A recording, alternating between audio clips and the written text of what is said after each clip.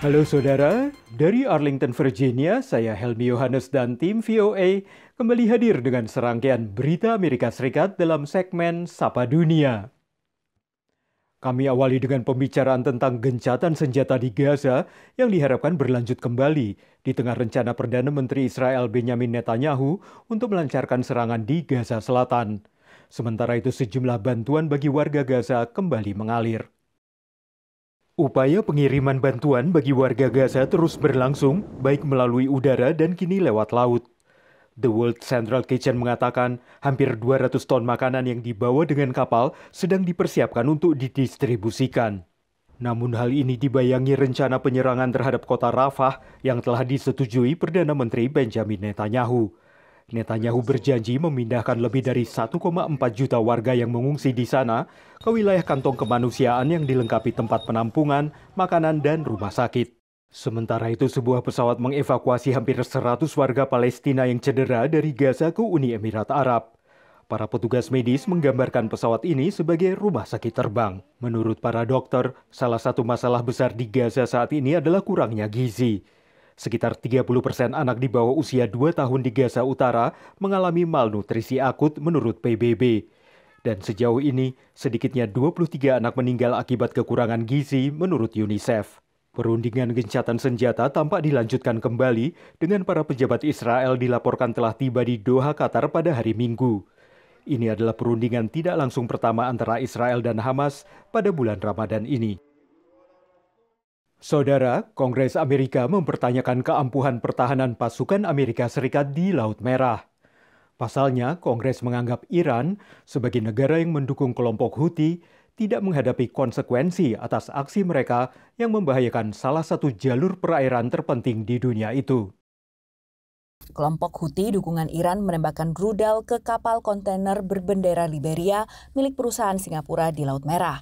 Juru bicara Houthi menyebut kapal yang diserang adalah kapal Amerika.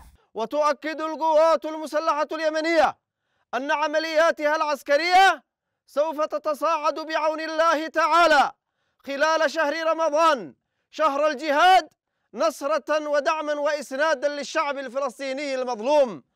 Senator AS mendesak tindakan tegas terhadap Iran yang dianggap tidak mendapat konsekuensi sepadan atas aksi mereka. But are they paying no cost? I think they are not paying the cost. If there's an Iranian spy ship providing targeting information to kill sailors from Alaska and North Dakota, why aren't we sinking those ships? Sedikitnya 170 serangan dilakukan proksi Iran Houthi kepada pasukan Amerika di Irak, Suriah, dan Yordania. Sementara sejak Januari 2024, AS, Inggris beserta sejumlah negara sekutu menembakkan rangkaian rudal dan serangan udara ke Yaman, menanggapi serangan Houthi ke kapal di Laut Merah. Namun menurut pengamat, pertanggungjawaban Iran atas penyediaan senjata ke kelompok Houthi harus segera dilakukan sebelum berdampak pada kemampuan Amerika mempertahankan jalur perairan yang mengakomodasi 10% perdagangan dunia tersebut. You have to do it left of boom. And we should not wait for a U.S. ship to get hit to take stronger action against Iran and its supplying of the Houthis. Iran membantah telah memasok senjata untuk Houthi meski berulang kali terbukti mengirimkan senjata ke Yaman yang disita pasukan AS. Demikian laporan tim VOA. Beralih ke musim terbatas memancing kerapu raksasa di negara bagian Florida pada bulan Maret ini hingga Mei mendatang. Ikan ini boleh ditangkap lagi secara terbatas setelah hampir punah akibat penangkapan berlebihan pada tahun 1980-an. Tapi beberapa pihak mengkhawatirkan penangkapan ini mengancam wisata selam di Florida. Penyelam bersama ikan kerapu terbesar di dunia, Atlantic Goliath Grouper atau kerapu Goliath Atlantik menjadi atraksi tersendiri bagi wisatawan ke negara bagian Florida. Ikan ini bisa tumbuh hingga hampir 2,5 meter. The first year we had the Goliath groupers, we didn't know what we had in store. We were totally amazed about the amount of grouper that show up to the Boynton Beach area. From talking to the locals, it's actually gone down in numbers comparative over the years. Pada 2023, Florida menerbitkan izin khusus untuk bisa menangkap Goliath grouper. The state has changed the law that a limited number of Goliath grouper can be captured. Our concern has been the dive industry has been reporting fewer and fewer fish over the last number of years.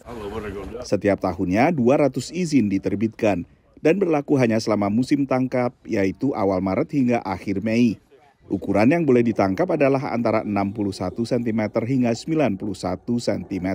Bila tidak memenuhi syarat, ikan harus dilepas kembali dengan memastikan ikan ini tetap selamat. There's nowhere else you can have an experience with a fish that big while you're diving and being this close to it. And so really we feel that the fish is worth a lot more alive than it is dead. Tapi menurut pantauan Komisi Perlindungan Perikanan dan Satwa Liar Florida, hanya 26 kerapu Atlantik yang ditangkap selama musim tangkap 2023 dari 200 yang diizinkan. Demikian laporan tim VOA.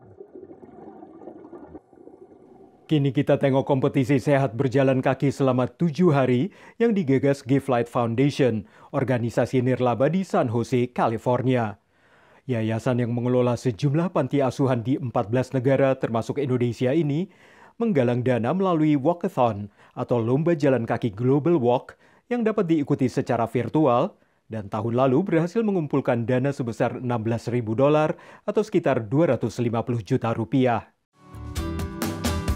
Rina Morrissey, diaspora Indonesia di Severna Park, Maryland, memang selalu terpacu untuk memenangkan lomba jalan atau walkathon yang diadakan Give Light Foundation, organisasi nirlaba di San Jose, California. Idenya sangat bagus sekali ya, selain untuk kesehatan, juga untuk berbagi, untuk kebaikan. It's like motivate people to go out there and just walk.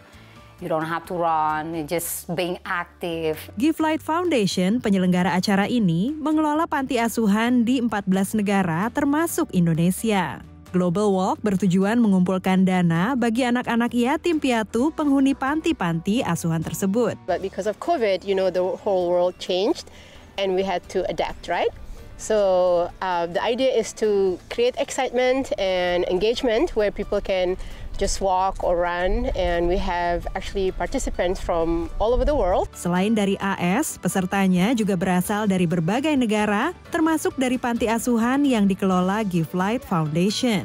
Setiap hari selama seminggu, peserta berlari atau berjalan sejauh mungkin hingga tenggat waktu, yaitu tengah malam, di mana setiap tim harus melaporkan total jaraknya. Mereka berusaha mengumpulkan jarak tempuh dengan berbagai cara, seperti berjalan di dalam mall atau treadmill apabila cuaca tak memungkinkan. It's been a little hard, but it's for the better cause, and also it's better for me. So I just push myself, and all will be okay. And it also creates a sense of gratitude for me. It makes me feel better knowing that I'm helping others. Tahun lalu, para peserta berjalan sejauh 15.000 kilometer dan berhasil mengumpulkan dana sebesar $16.000 atau sekitar 250 juta rupiah.